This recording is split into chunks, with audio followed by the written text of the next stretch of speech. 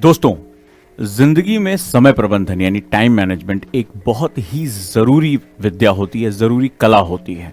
अगर स्टूडेंट के रूप में हम अपने टाइम मैनेजमेंट को सीख पाते हैं, हम अपने टाइम मैनेजमेंट को अच्छा कर पाते हैं, तो ये बहुत संभावना है कि हम अपनी जो मंजिल है उसको बहुत आसानी से पा सकें।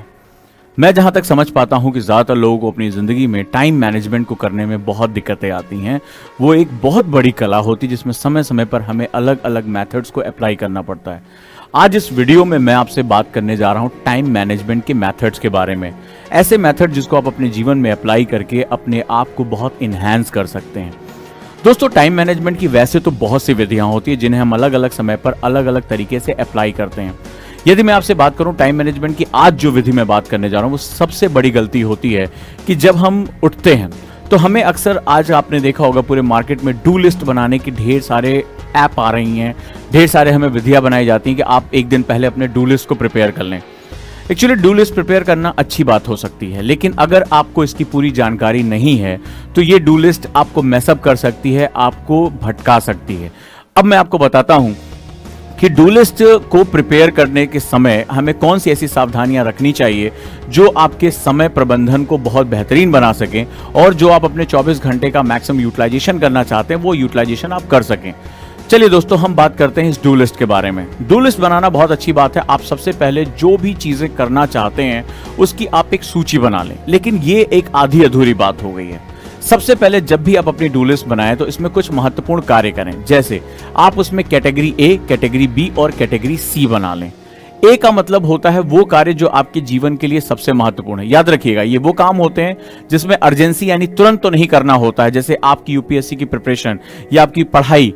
तो लेकिन ये तुम्हारी जिंदगी को एक बहुत बड़ा डायमेंशन देते हैं, एक दायरे में लेकर जाते हैं, तो इसके लिए बहुत जरूरी होता है। बी, जो इंपॉर्टेंट वर्क है जिसको किया जा सकता है और ये थोड़े समय बाद किया जा सकता है, इसमें यस या नो भी हो सकता है, महत्वपूर्ण कार्य है, लेकिन जो सबसे जरूरी काम है वो ए इस कैटेगरी में रखिए। इसके बाद कैटेगरी सी है। कैटेगरी सी वो काम जिसको अगर आप नहीं भी करते हैं तो आपके जीवन में कोई बहुत ज्यादा परिवर्तन नहीं आता, उसको कल पे टाला जा सकता है या उस काम को किसी और से कराया जा सकता है। याद रखिएगा, हर काम को हम 24 घंटे में नहीं कर सकते, हमें सेलेक्टिव होना पड़ेगा। अगर हम सेलेक्टिव डिसिप्लिन का पालन करेंगे और अपने शेड्यूल को उन महत्वपूर्ण कामों के साथ जोड़ेंगे जो हमारे जीवन को परिभाषा देते हैं, जो इस पे हमारा फोकस होना चाहिए, तो ही आप समय प्रबंधन के गुण सीख पाएंगे। तो कैटेगरी ए, कैटेगरी बी और कैटेगरी सी यहां पर हमारे लिए बहुत महत्वपूर्ण हो जाती है। अब कैटेगरी ए में आप अपने जो है वो सब वर्क रखिए, यानी कि पहला नंबर जो सबसे मोस्ट इंपॉर्टेंट है, जैसे अगर मुझे नोट्स बनाना है या अगर मुझे आज रिवाइज करना है या मुझे टेस्ट की प्रिपरेशन करनी है या मुझे कोई नए सब्जेक्ट की शुरुआत करनी है, नंबर 1 हो गया। फिर नंबर 2, नंबर 3। तो आपने इसमें 3 से ज्यादा काम मत रखिए, 4 से ज्यादा काम कभी मत रखिए। ऐसा नहीं कि अब एक के अंदर ही आपने सारे काम महत्वपूर्ण मान लिए और सब कुछ उसमें भर दिया। मुश्किल से आपको उसमें हार्डली केवल जो है वो 3 से 4 काम ही रखने हैं, याद रखिएगा। इस तरह आप कैटेगरी बी और कैटेगरी सी के अंतर्गत आप अपने कामों को रखते जाएंगे। तो कैटेगरी ए वो काम जो मोस्ट इंपॉर्टेंट है, दैट इज MIT बोलते हैं, मोस्ट इंपॉर्टेंट टास्क। तो आपके वो काम जो आपके जीवन को परिभाषा देते हैं, जिनको टालकर आप कभी भी अपना शेड्यूल या अपनी लाइफ का मकसद तय नहीं कर पाएंगे, याद रखिएगा। बी वो काम जो इंपॉर्टेंट तो है लेकिन इसको डिले किया जा सकता है। सी वो किसी से और हम करा सकते हैं। आपको मैं इससे रिलेटेड एक कहानी सुनाता हूं जिसमें आपको बहुत चीजें समझ में आएंगी। एक बहुत जानी मानी संगीतकार रही जो आगे चलकर बहुत प्रख्यात संगीतकार हुई। जब उन्होंने अपनी संगीत को शुरू किया सीखना, तो वहां उनके जीवन में बहुत सी परेशानियां आ रही थी। उनको परिवार संभालना, खाना बनाना, झाड़ू बर्तन, इसमें वो पूरा समय उनका निकल जाता था। नतीजा ये होता था कि जब उनको संगीत की प्रैक्टिस करनी होती, जब रियाज करना होता, तब तक वो बहुत थक चुकी होती हैं या रियाज करने के लिए उनको समय नहीं मिलता था, क्योंकि उनको आदत पड़ चुकी थी, उनको सिखाया गया था उनके समाज ने कि आपकी रिस्पॉन्सिबिलिटीज हैं, आपको ये काम करने ही करने हैं। तो एक दिन उन्होंने एनालिसिस किया कि उनकी संगीत सीखने की प्रगति बहुत अच्छी नहीं हो पा रही है, बहुत ही स्लो है उनका जो है वो सीखने का तरीका। फिर उन्होंने पूरी एक लिस्ट बनाई। उन्होंने देखा कि उनके दिन का 2/3 2/3 पार्ट जो है वो ऐसे कामों को करने में निकल रहा है जिसकी ना तो कोई बहुत वैल्यू है और ना वो उनके लाइफ को एक दिशा दे सकती है। बड़ा इंपॉर्टेंट होता है, हम सभी अपने समय को इसलिए प्रयोग करना चाहते हैं क्योंकि हम अपने लाइफ को एक डायरेक्शन देना चाहते हैं।